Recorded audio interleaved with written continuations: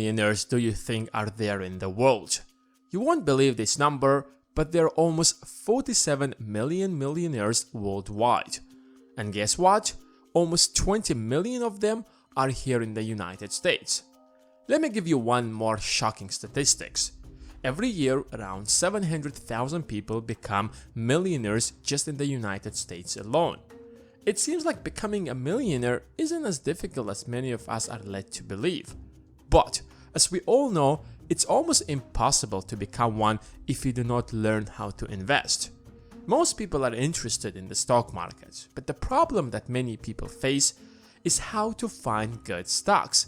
How do you know if it's a good stock to buy or not?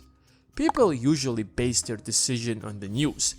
If the stock is rising and it gets a lot of attention, it must be a good investment, and vice versa, of course. Unfortunately, that is the worst way to invest. By the time it's out there in the news, you're probably late. So here in this video, you will learn how to find great stocks. How do you find stocks that will rise in value over time? If you stick around, by the end of this video, you will learn how to analyze stocks like a professional investor. Apple has a valuation of $2 trillion and its stock price is traded at around $120 at the time of this script. But what if I told you that just in August of this year, Apple's stock price was $500? Does that mean that the company was already valued at $10 trillion and it lost 80% of its value in the last few months?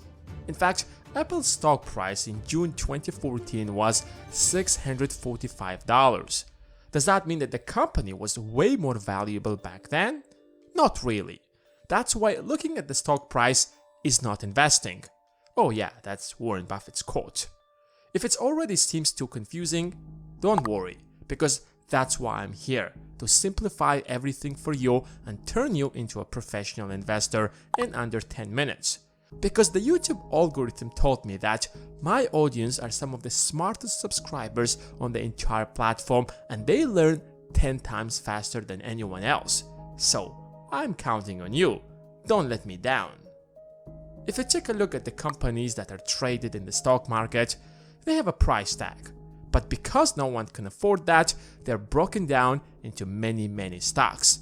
The key question is, does this company really worth $768 billion? The answer is no. You see, there's a big difference between price and value. The stock price jumps up and down every single day. Even slightly negative news that could be fake can drive the price down. However, not the value, because the value is what the company is really worth. For example, in July 2018, Facebook's earnings weren't as high as some of the investors expected, so the stock price fell from $217 to $176. That's a 20% decline.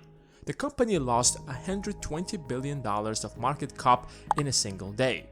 Does that mean that the company became 20% smaller overnight? Of course no.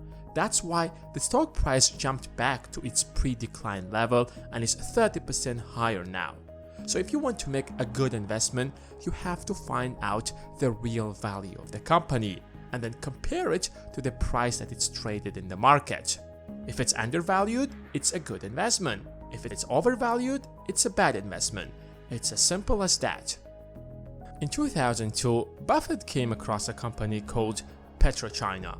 After analyzing its financial statements, it was clear that this company worth at least $100 billion. But when he looked at its market cap, the company was traded at just $30 billion. And based on the political climate, it was clear that oil prices would rise. He knew that it was a golden opportunity, so he invested almost $500 million into this company. And guess what happened? The company didn't just reach a $100 billion valuation, but it skyrocketed to $275 billion. Buffett sold his stake and earned $3.6 billion from this deal. So the question is, how do you find the real value of a company? One of the most popular methods is the PE ratio, or price to earnings ratio. It basically means the amount of money investors are willing to pay for every dollar that this company earns. It's a simple tool to measure if the stock is overvalued or undervalued. Let's say hypothetically, Apple earned $2,000 this year and has a total number of 1,000 shares. Dividing Apple's earnings on the total number of shares gives us earnings per share, or EPS in short. This means Apple has earned $2 for every share. To find the PE ratio, you have to take the price of the share, let's assume it's 50, and divide it on EPS. In this example, investors are paying $25 for every dollar that Apple earns. In other words, it would take the company 25 years to pay you back. A good PE ratio is considered something around 15. Anything higher than that could mean that the stock price is probably overvalued. Tesla's PE ratio is, for example, 970. Does that mean that Tesla is overvalued? Maybe. Or maybe not. When finding a PE ratio of a certain company, we take into account earnings per share for the last 12 months. But when you invest in a certain company, past earnings don't matter. What matters is how much the company is going to earn in the future, which is why there is something called forward PE ratio. Of course, you can't know for sure how much the company is going to earn in the future. So the number that is used is the average of what experts usually predict. If we go back to Tesla, despite it having astronomical PE ratio, its forward PE ratio is closer to the Earth at 123, which means you will have to wait 949 years to earn your money back if you invest in Tesla based on its past 12-month earnings. But experts are calming us down by saying that, don't worry, it's not that long. Tesla is going to be much more profitable, so it's just 123 years, which is why most investors consider Tesla an overvalued stock. But we all know that Elon Musk is an alien and he's going to prove everyone wrong, as he does all the time. The price to earnings ratio isn't the most accurate method to value a company, but it's the simplest way to have a broad idea of how the company is performing. The company might come up with a revolutionary product and beat all expert predictions. So to make a wiser prediction, you have to consider other analysis as well, such as price to book ratio. It basically means how much the company is going to earn if it sold all of its assets and paid off its debts. Let's return back to Tesla. Tesla has gigafactories, thousands of charging stations, offices, patents, and a lot of other assets. Let's say they all amount to $100 million.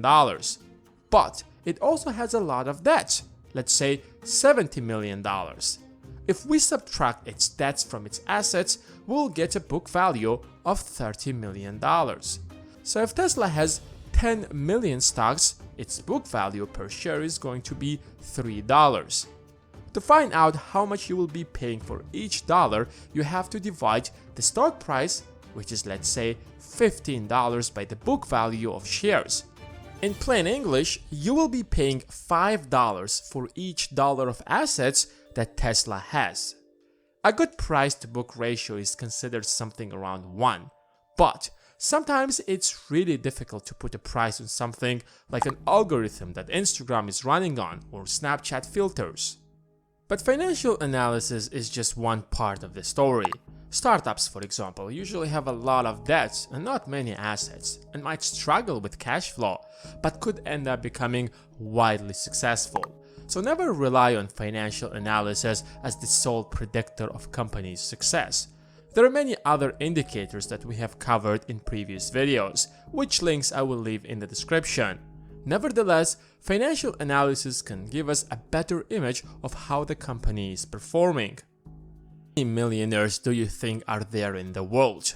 You won't believe this number, but there are almost 47 million millionaires worldwide. And guess what? Almost 20 million of them are here in the United States. Let me give you one more shocking statistics.